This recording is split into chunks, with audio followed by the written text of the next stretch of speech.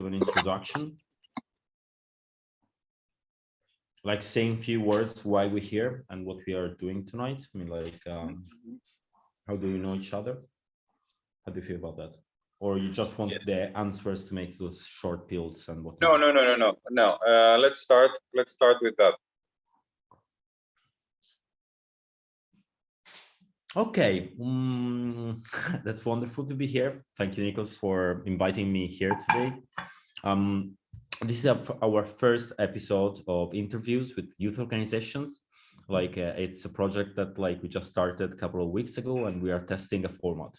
We thought that like what youth organizations are doing in Europe is it's not known enough, and we want to give them some platform to express themselves and speak with the general public about the work we are doing, because like youth organizations are really important in Europe and like in the world.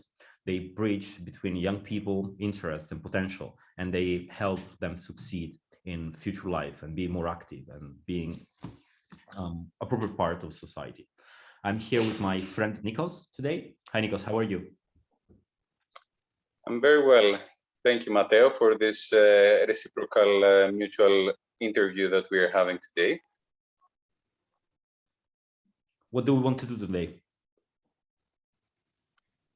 So the idea is that through a participatory process with youth organizations, we could highlight, we could show how and why our work is relevant, how and why our work is obstructed by the institutional framework within which we are asked to operate, and how by changing a few things in the operational context and in the funding context, a lot of things could be improved as to the services that we are able to provide, and as to the role of youth organizations and of civil society in general as agents of social transformation and as agents of the change that we want to see in our societies.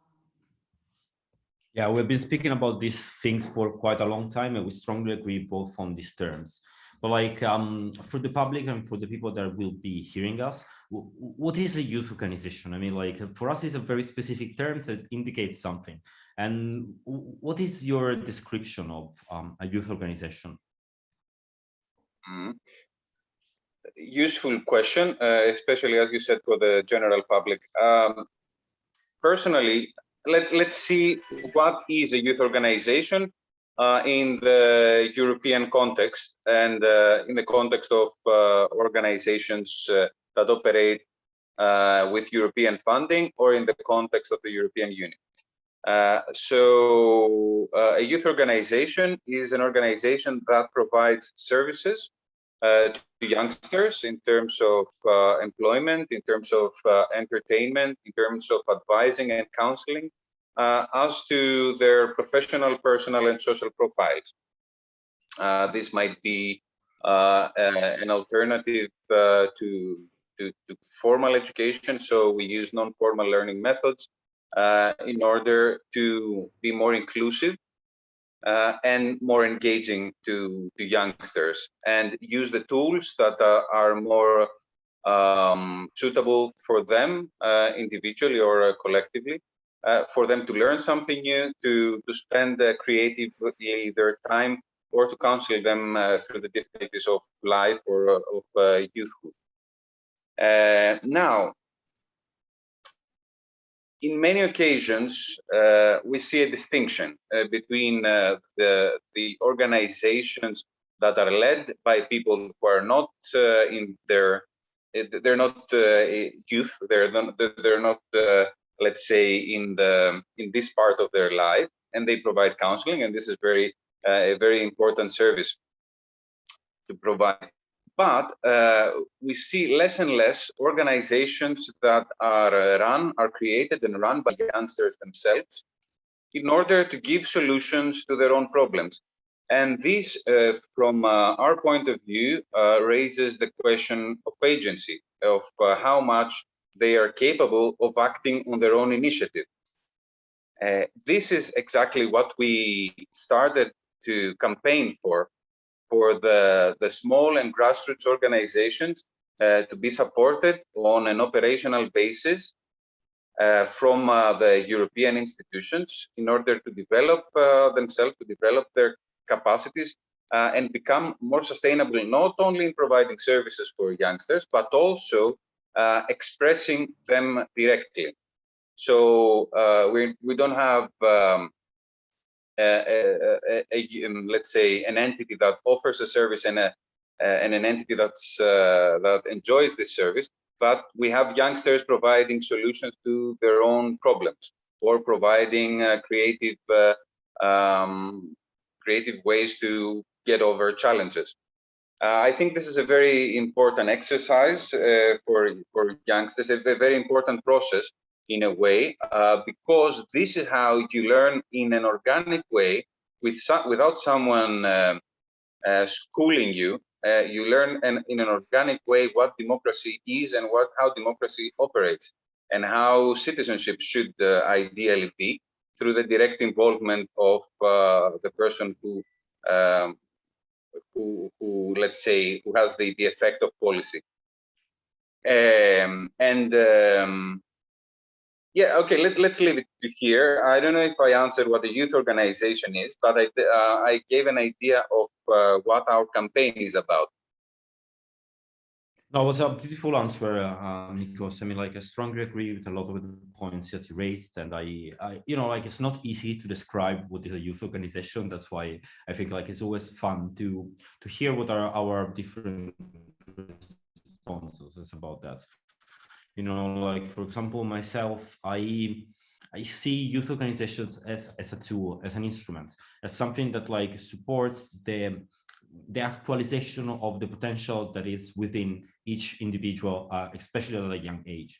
And that is done with different methodologies, as we said, like, it's especially connected with learning by having fun at the same time. And this is something that is beautiful. I mean, like, I strongly believe that at a certain point in life, human thought that being serious means being productive or like doing the best you can do as a human being. I don't believe so. I mean, like, I strongly believe that, like, being young has a lot of advantages, and like it allows you to see things that are not stratified as when you are older. You know, like, you see the same things over and over, and you get demotivated about certain things, and you have very, very strong opinions that you will never change. It's such an important age, and it's so important to work with young people to really realize their potential to be something better for this world. I love a lot philosophy. I mean, like, I've been speaking many times about that, and I believed in this very strong sentence that Kant said. There's, like, the only way to improve the world is by improving your own knowledge and by spreading that to other people. And I think that this is something that motivates me a lot, and that's why I do it. And so we have been speaking about what is a youth organization for both of us. I mean, giving us a description, and it is strongly connected with ourselves. I mean, like, as people, as Matteo, as Nikos. So I want to ask you, why do you do it? I mean, like, what does motivate you, and like, how do you start it a bit? Okay, let's first of all maybe to introduce a little bit further who we are. I am a co-founder of Inter Alia. Inter Alia is an organization based in Athens. It was established in 2013, and one of the sectors that we operate is youth. So we offer services, non-formal learning activities for youngsters. Why did we set out to do this? Is first that because we were very much inspired by our participation in learning activities that we had before starting the organization, and we had that for us the first time. But we participated in a training course. We said, okay, it's a fantastic opportunity. People need to know about this. People need to participate because this is a great tool for social change as well.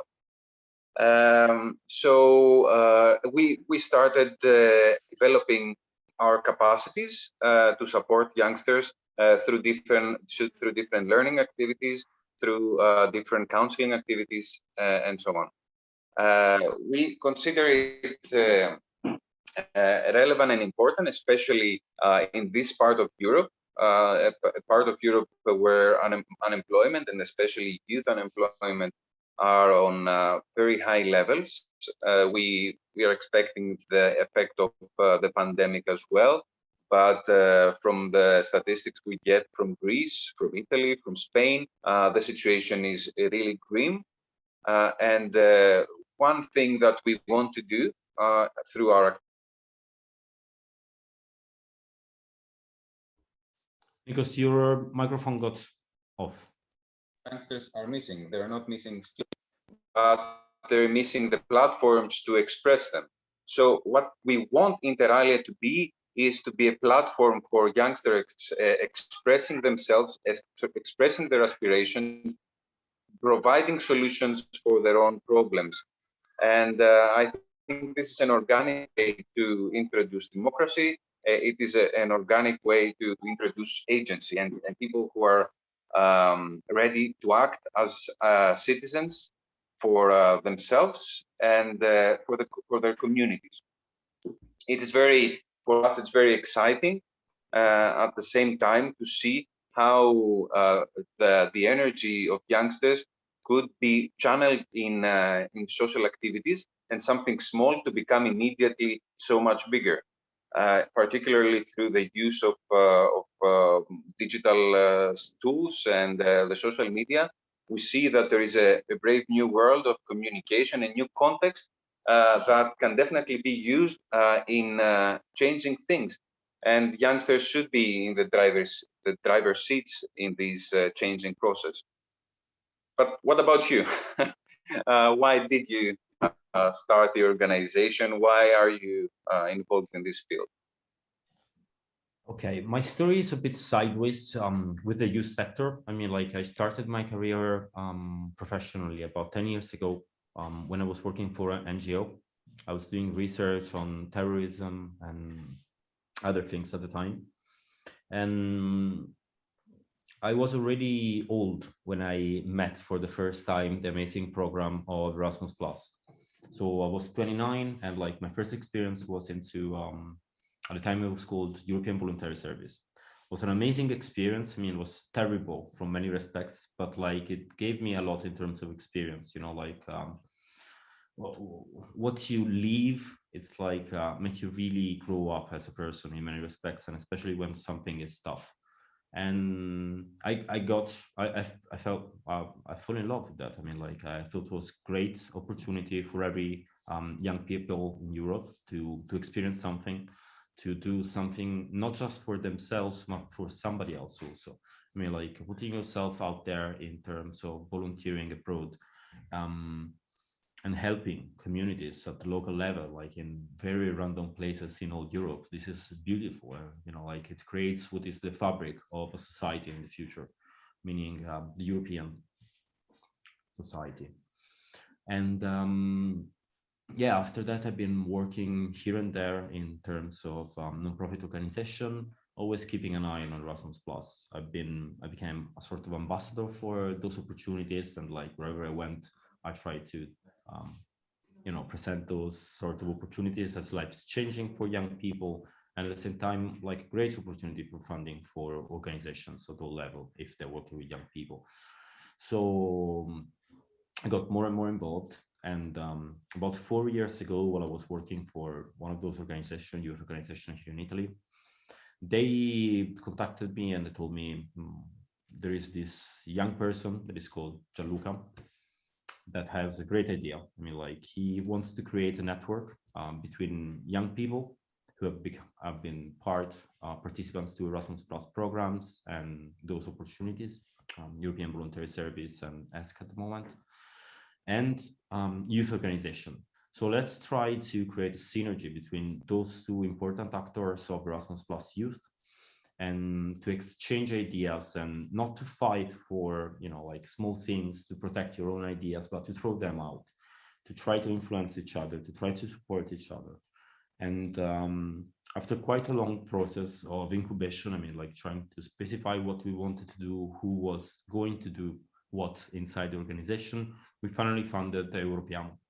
Europeamo is the name of the organization. It's a network in Italy, and like has been funded in 2020, just in January before the start of the pandemic. And yeah, what we do, it's like loads of different things connected with the young people. One of the most peculiar thing we have is our governance. I mean, like how we take decisions and how the board is structured.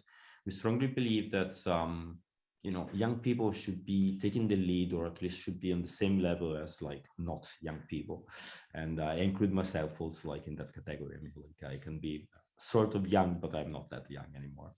So I don't like to take decisions by myself. So we use this governance system that is inspired by the one of the Council of Europe, that is called co-management system, in which like young people are sitting in the board and they share the same responsibilities, they share the same voting powers inside the board as the other four members of youth organizations that are sitting there.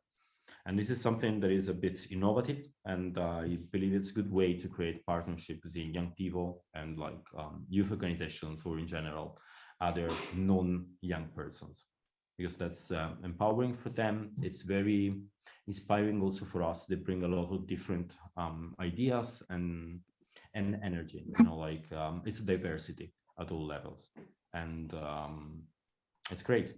Why do I do it? I mean, like I believe that those opportunities are life changing, as I told you, and like I would like to have had those opportunities earlier in my life. I thought I could have been a different path in my development as a person and whatnot. So my main motivation is to avoid the waste of potential that is within young people in Italy.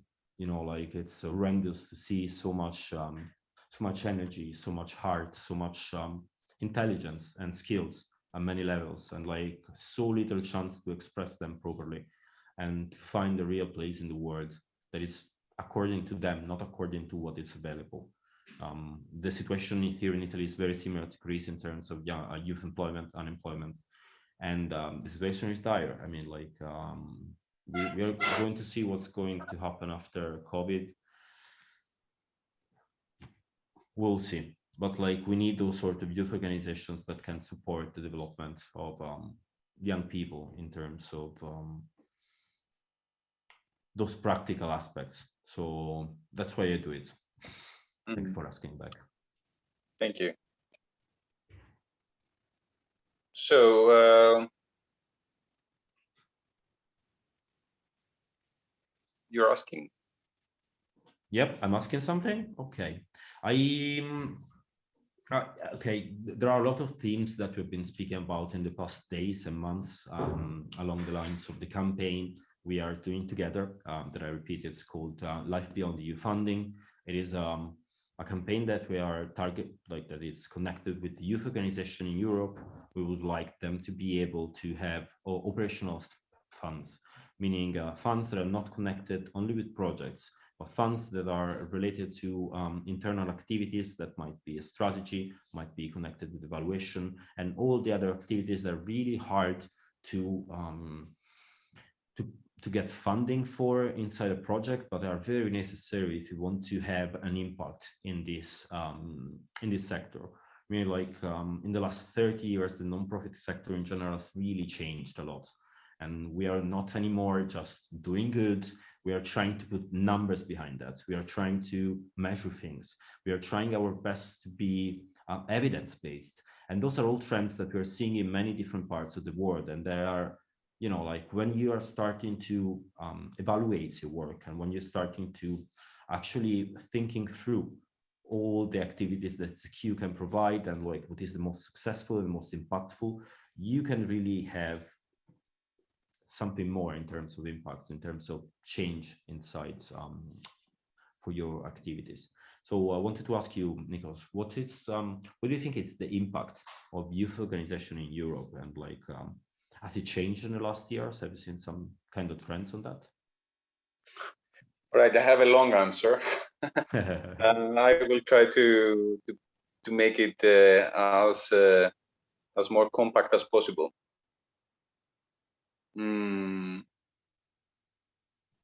I think that definitely the Erasmus Plus program has made a very big impact on the size of youth sectors, but also on the quality, character, and role of youth organizations in Europe. So there are a few very important additions that we can see, which is joyful learning. It is connectedness with people from other countries. It is this transnational element, the experience of different cultures and so on, which are really fantastic opportunities and so on. At the same time, some decisions made on the policy level undermine this fantastic work that takes place through mobility and transnational activities and so on.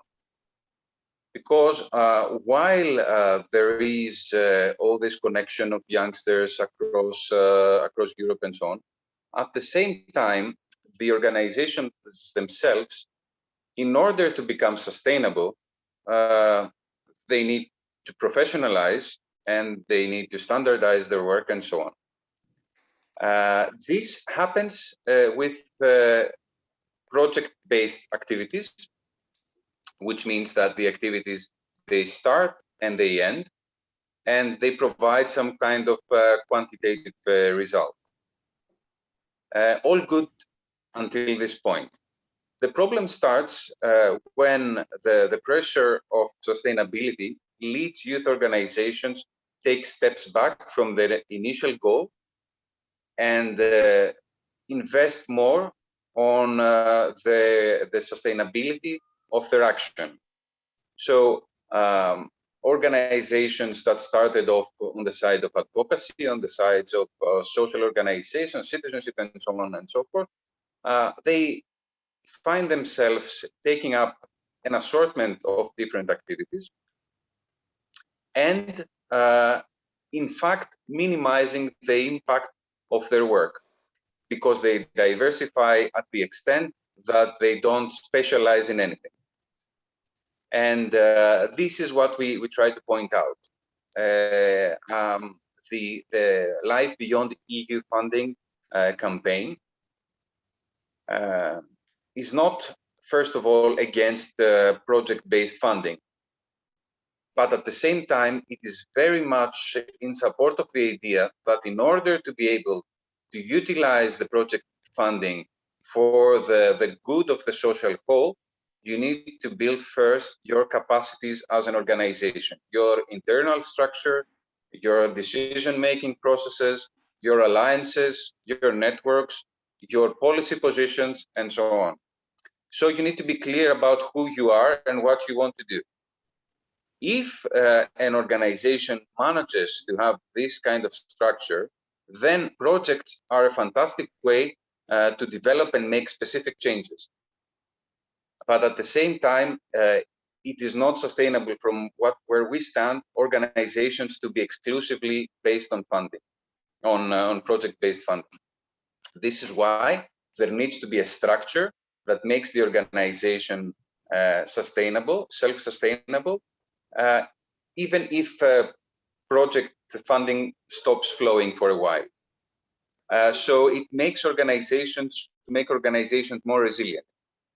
Inter alia was one of the beneficiaries of the so-called framework partnership agreements, which is an agreement between the European Commission on the one side and organizations on the other.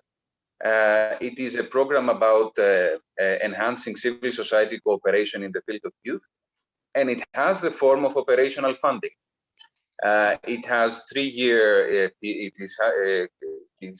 It lasts this funding for 3 years. Luckily for this round, it is for 4 years. It has sustainable financial support to organizations for a period of 4 years on an operational basis. So not in order to have to fund specific projects, but in support of the structure of the organization. And I want to speak from the experience of Inter alia, that in the past 3 or 4 years that we are supported through this operational funding, we have managed to create a much more solid basis of our work. We have managed to do policy work. We have managed to be more, let's say, fruitful in our activities for youngsters, because we don't need to emphasize necessarily on the programs, on the calls for funding and so on. We do activities that we consider important. So what we have developed is the agency of the organization. We have developed the basis of the organizations and the processes. And honestly, while we have always been successful in securing project funding, now I feel more confident about the future than we've ever been. And regardless of projects, I mean, we might get funding for the next call, or we might not. But we have come to a point where the internal structure of the organization is such that I'm sure that the calls will come and go, but the organization will still be there.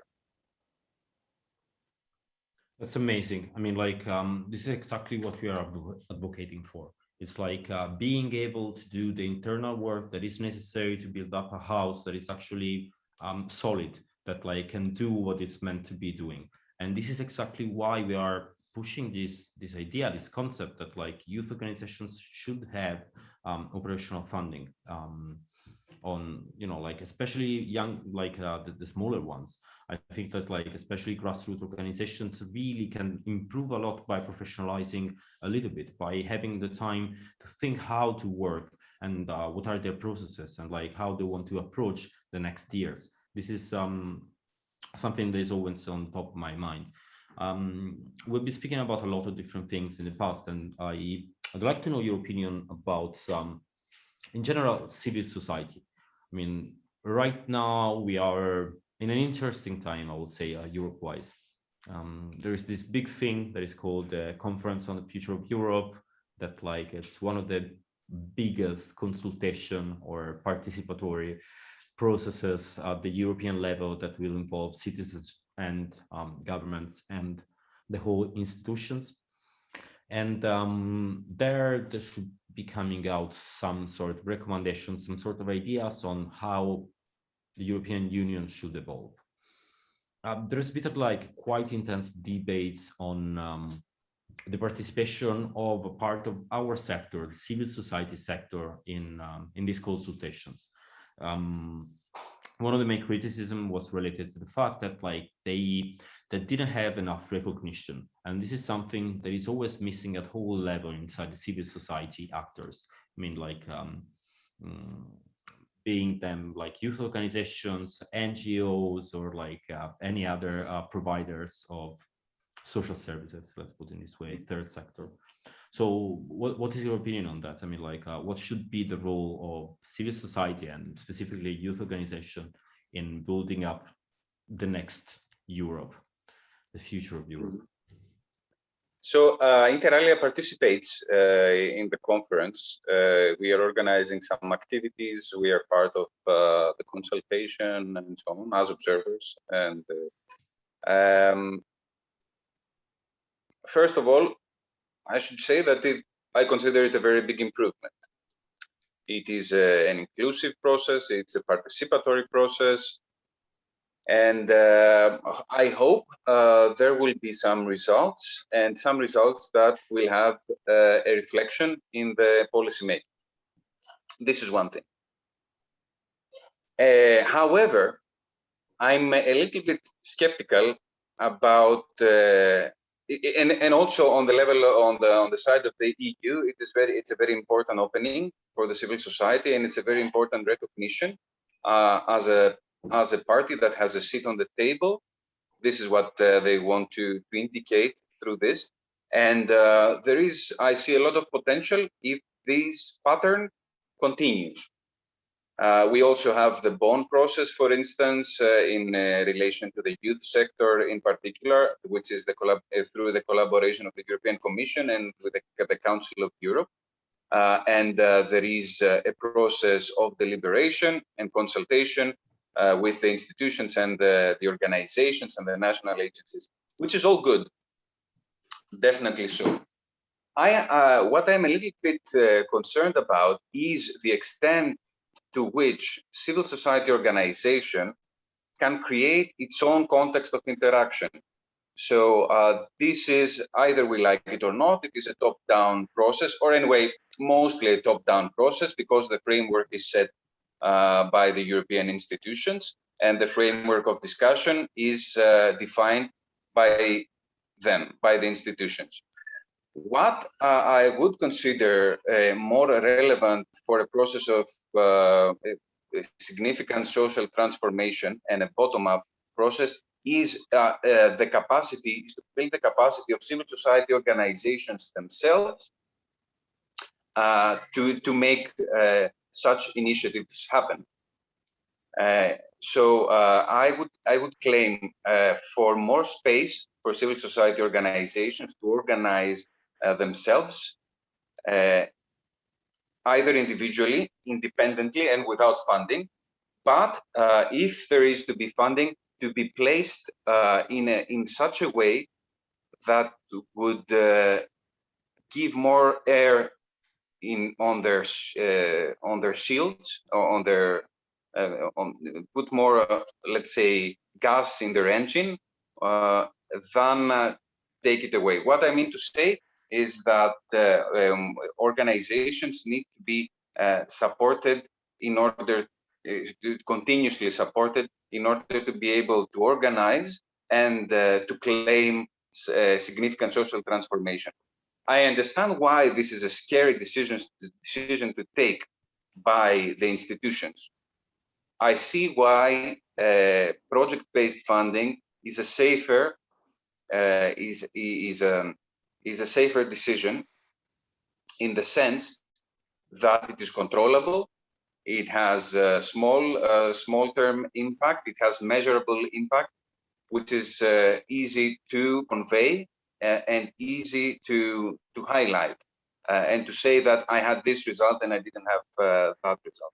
So I see why it is scary. However, my personal opinion is that in an era of great adversity in Europe, the union is either going to be courageous and bold in its decision, or it will not survive.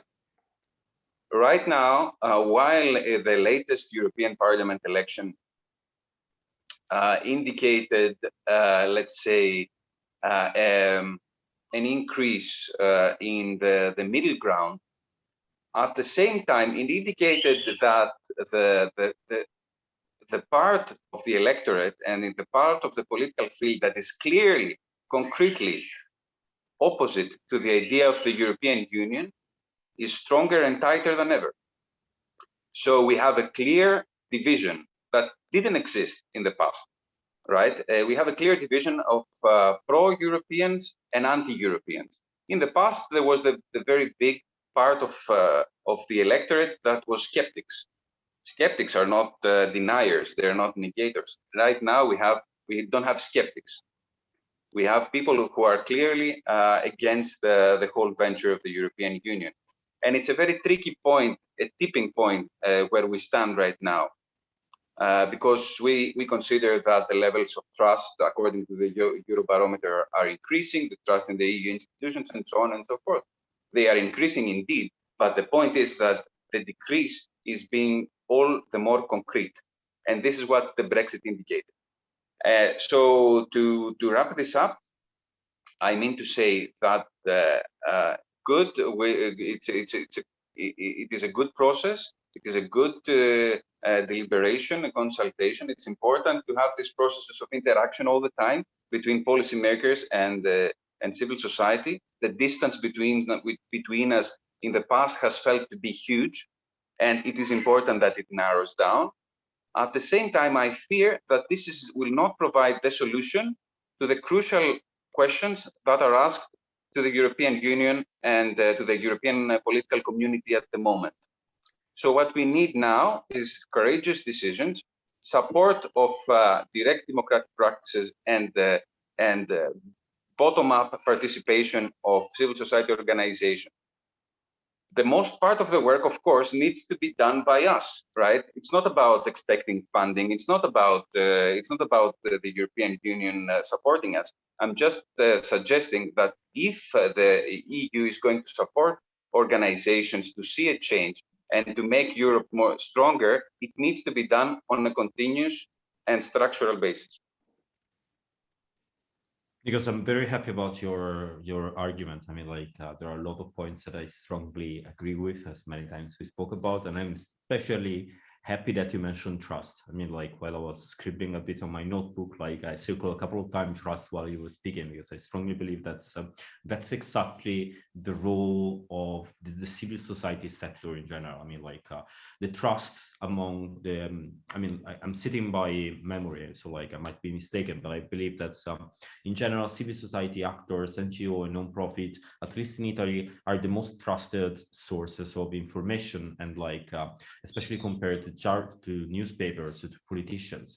So like we are indeed the people that are meant to be passing down information to the general public and to allow their participation to this political process. Because this is what I'm seeing it's missing the most at the moment. I mean, like, as you said, like the Conference on the Future of Europe, it's like a huge and interesting experiment in many respects, and like might be a very important moment. But like the participation so far hasn't been so exceptional or like so important. So like it needs to be increased, the role of the civil society, at least according to me, in bridging between the citizens and those informations. There's like lots of people don't know what it is. Lots of people won't give Europe their opinion. I mean, like they don't care enough about certain points. You need to be there and like to engage with them and explain to them first what it is, so to make them aware of what it is. Secondly, it is explaining to them why their opinion is important and how this opinion is not going to be just like some talk at a bar. It's something that like will be taken into account. This is the most important thing in terms of the Conference on the Future of Europe, at least to me, that those ideas, those recommendations, those like many different inputs that have been shared, have been written down on a platform, or like in many other sources, will be used by the institutions.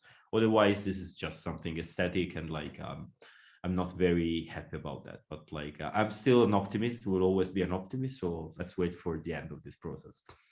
You have been speaking also about like a moment in which the decisions to be made are needed to be bold and courageous. I mean, like and act now.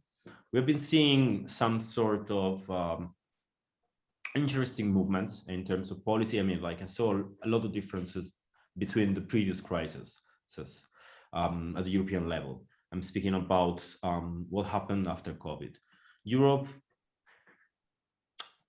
I'm not going to say learned from the mistakes that were made in the past, but definitely acted stronger, more decisive, and like managed to do something that is really, really important, according to me. And like I believe that you have similar opinion on that. I'm speaking about the funds that have been created, that have been going to be presented as the general name of Next Generation EU. I really like the idea of Next Generation. I mean, like we are working toward the future, and like I definitely feel responsible as like a person working and in the youth sector in general. And I appreciate that this is what it's meant. I mean, like to try to create European Union for the next generation, not just thinking about short-termism. This is something that it's always seen in the politics. I mean, like trying to think a little bit more farther down the line. What is your opinion about that, and how is the situation in Greece about that money? I mean, like in Italy, we're going crazy.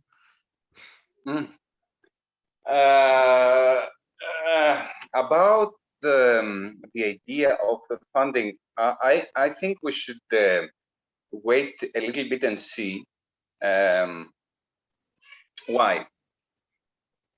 One of the biggest challenges, arguably the biggest challenge that Europe and European economies face, is the debt. I know that Greece recently surpassed 200%. I know that Italy is a close second. These are probably among the highest debt rates across the world.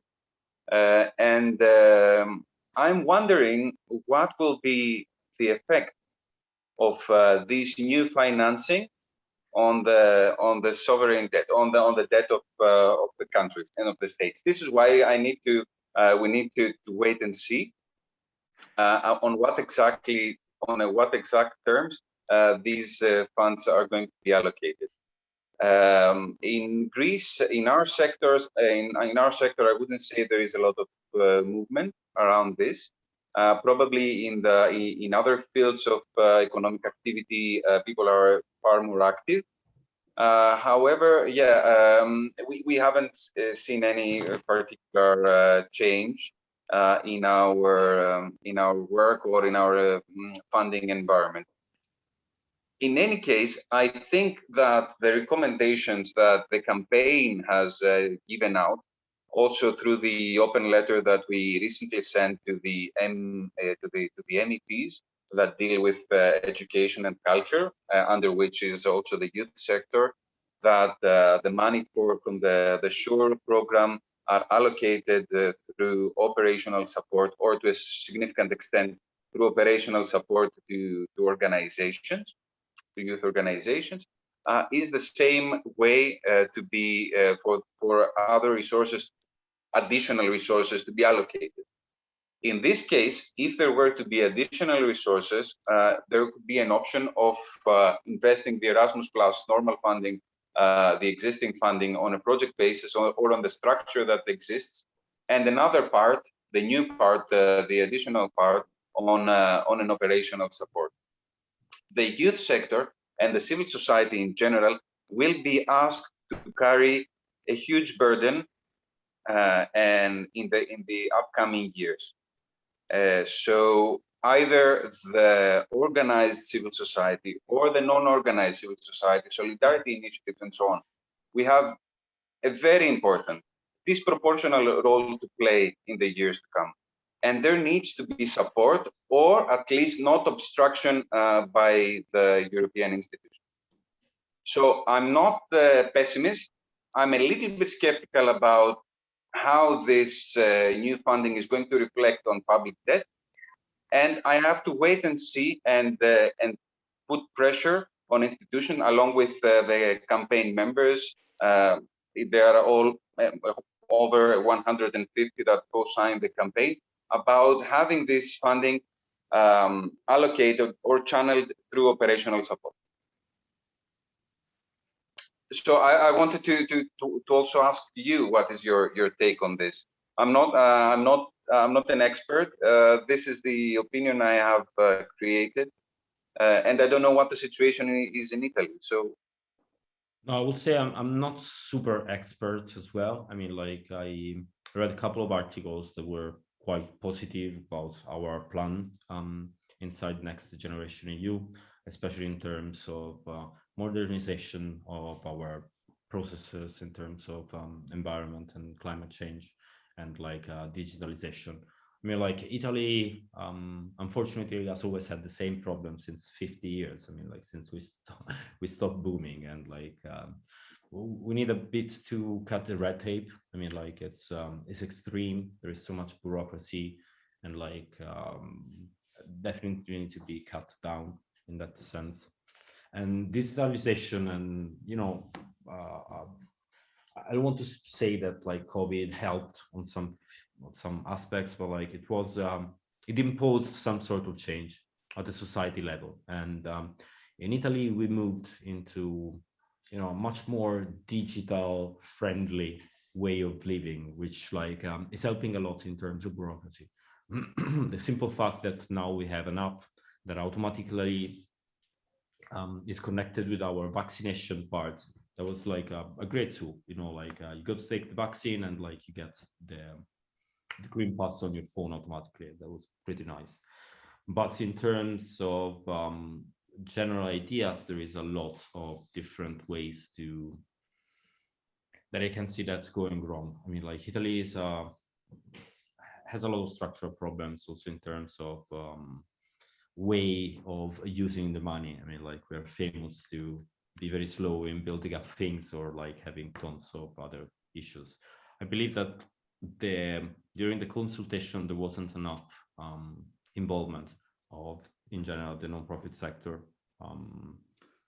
This is the main problem, like at the political level, nobody cares about non-profit organizations, or at least like very little importance is given to the civil society sector, which is a no-brainer. I mean, like, again, like they're much more trustable and trusted by the citizens. They can, and they do, I mean, like help society and democracy, as you pointed out multiple times. And they are also like one of the biggest employers in Europe, if I'm not mistaken. Taking into account the broad definition of the third sector in Europe, is the third sector by number of people employed, the third workforce, which contributed to society, which means, like quite a big relevance in terms of people involved. So it's always weird to me that like we, as a civil society, as a non-profit sector, are not able to make our voices more heard, which is probably connected again to what you were saying before. I mean, like the lack of always having to follow the money in certain respects in order to be sustainable, without having a strong strategy, without having like some solid basis, as you were mentioning before. So I think like we need in certain ways more professionalization, and like we need some sort of structural funds that will support the development of lots of organizations also in these sort of aspects. I mean, like in being able to effectively advocate or lobby European, national, and local institutions in order to bring about the change that it's asked from us. I mean, like we see a lot of needs in our society every day, and society would be much better if we were able to solve those issues. That's my 2 cents about this whole next generation EU. But I'm very confident about that. I mean, like it's a huge opportunity, not only in general for the investments that are going to be made, but the way the financial instrument was constructed. I mean, for the first time, it was sort of unified. I wouldn't say bond, but like it was everybody from Europe will get, like will try to gather the money in some sort of collective way. And this is the first time something like that's been done. And it's precious, like it goes into a direction which is the one I would like to be pursued in terms of European Union. We have been having a lot of problems, I believe, because we never managed to create what works. I mean, like we are stuck in a halfway stage in terms of integration, in terms of what we could be. That doesn't help. And like, of course, there are more and more people that are anti-Europe, because like they see that only as a burden, not as something that like has delivered lots of like great points. I mean, like I'm not going to be listing what Europe has done for us, otherwise I stay here forever.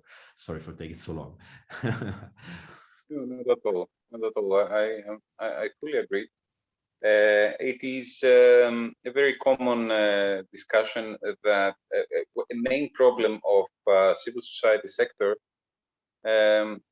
is defined by an external player. Either it is the market or it is the state. It fails to create its own agenda. And creating one's own agenda requires agency and the capacity to act independently. This capacity to act independently and be effective comes from internal organization.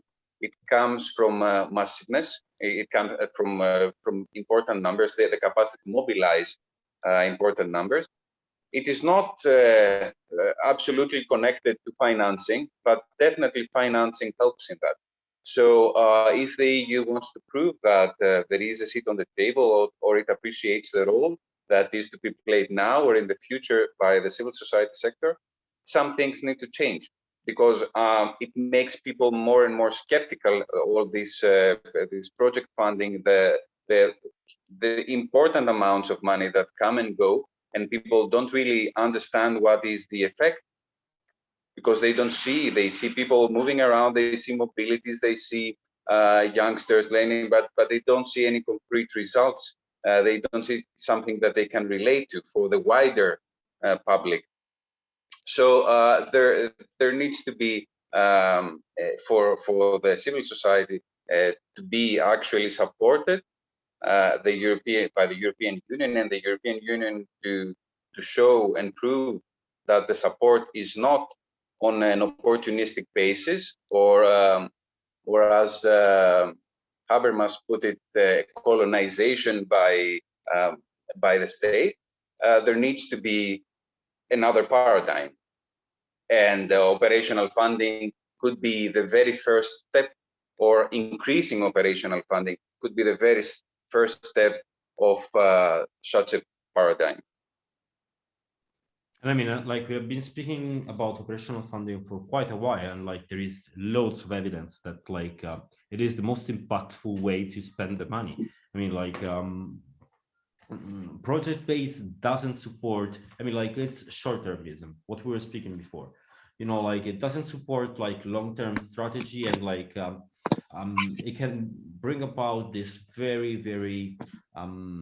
vicious cycle that is called the starvation cycle in terms of nonprofit funding, which means, as you said before, I mean, like an organization starts with a project, and like in order to continue that sort of level of activities, like diversify his way of activities in order to receive more funding, but like they spread their capacity, and like the quality of their services is reduced, so like it doesn't support anymore in terms of impact the beneficiaries, and like the non-profit organization in that sense is sort of broken. I mean, like it's not able to respond properly to the issues and the needs of society that like we're trying constantly to solve. And so to me, like if you want to make like a financial statement for people, you know, like in terms of tangibility of that, the return on money on this aspect, on like providing operational funding, is absurd, much more than like any sort of project, any sort of mobility or whatever. Like you know, it's project based, is different. And specifically it is a way to build up a relationship also with the nonprofit organization, with the youth organization. You know, like I believe that like every time we speak about funding, so funding institutions and like beneficiaries in terms of grantees, there is a difference in power. You know, like we feel obliged to respond like they are our you know, like if they have more power than us, it's certain respects, it's true. I mean, like they're the one who provide us money, and like it's important to I treat don't them know. good. But at the same Yeah, I time, you mean, know, this like is sorry to interrupt, but this is a great comment that you're making.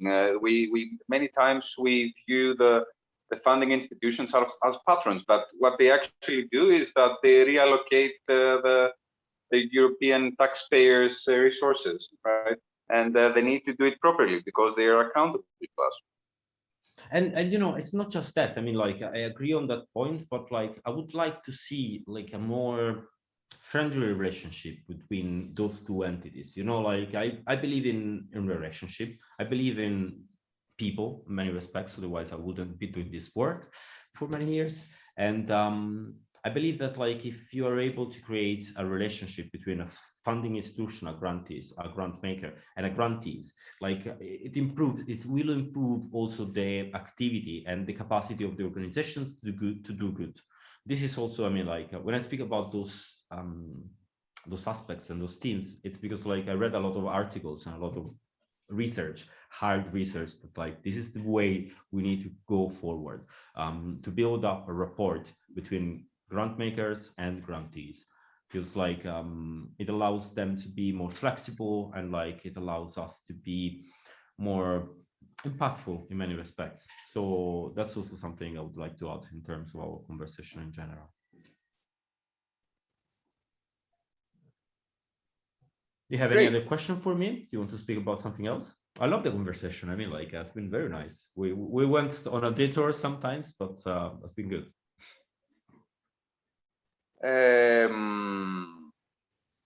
As far as I'm concerned, I think that we raised a series of good points.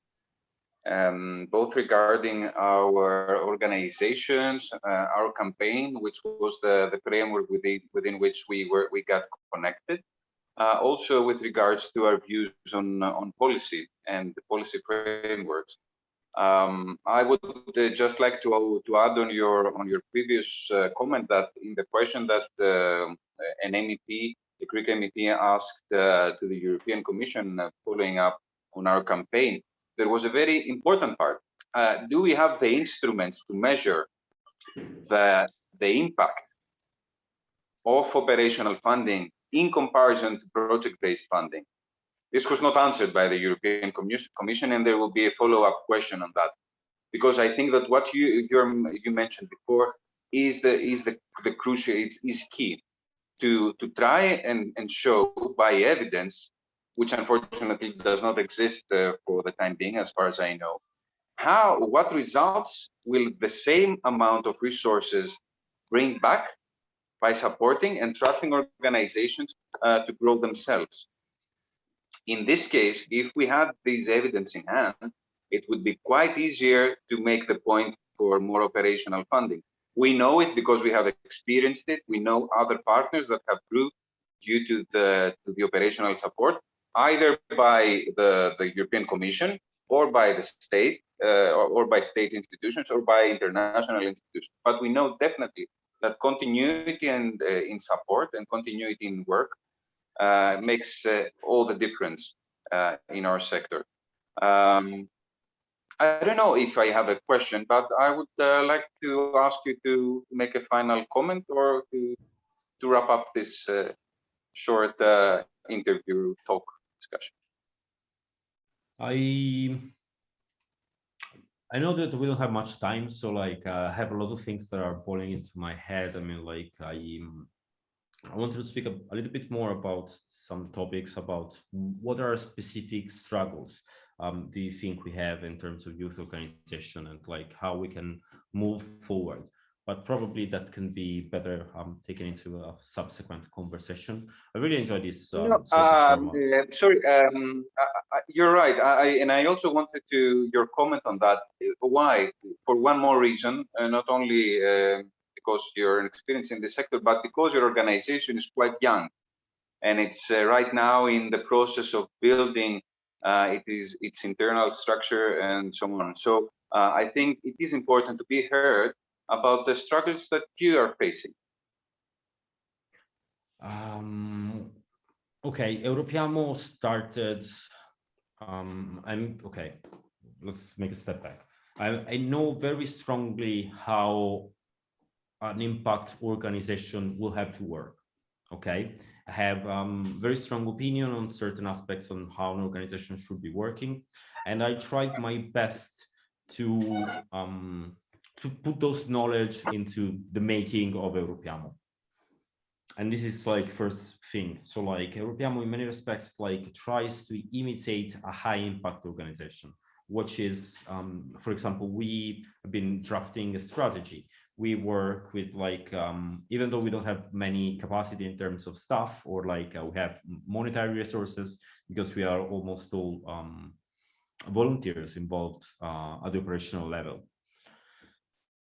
And this helped a lot. We have very strong processes for certain aspects of the organization.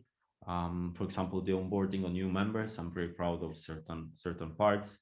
And as I said before, the organization is in its 18th month since the very beginning. What we are struggling at the moment is, first of all, it is contextual. You know, we started the organization in January 2020. And due to COVID, we never managed to see each other. I mean, like for most of the members of my organization, I never met them, or we never managed to do any sort of physical activity. You know, we were mostly working online because that's the only medium and instruments that like we had in order to reach out to other young people, youth organization, and general public, among other things.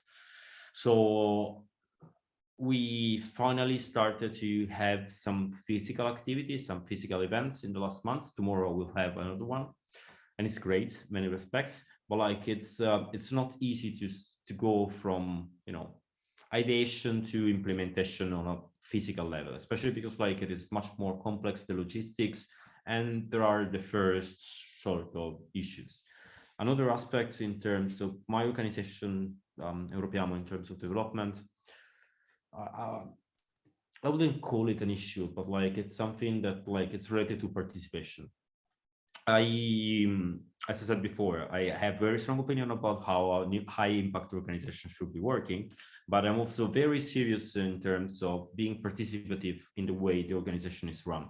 As I told you before, most of the ideas are coming not just from me, but like they are coming from all the other members of the organization. And this, of course,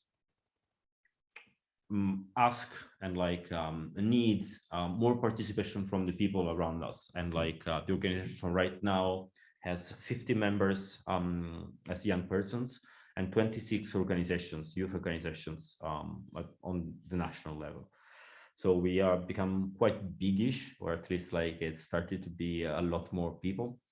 And it's that's one of the biggest struggle we have at the moment. I mean, like to increase the participation, to understand how we can engage. And I wouldn't use the word exploit, but like my English is very poor at the moment, and like I want to, you know, like utilize and put into good use the knowledge and like the capacity of all those actors that are inside of Europeamo. In terms of struggles, I'll see also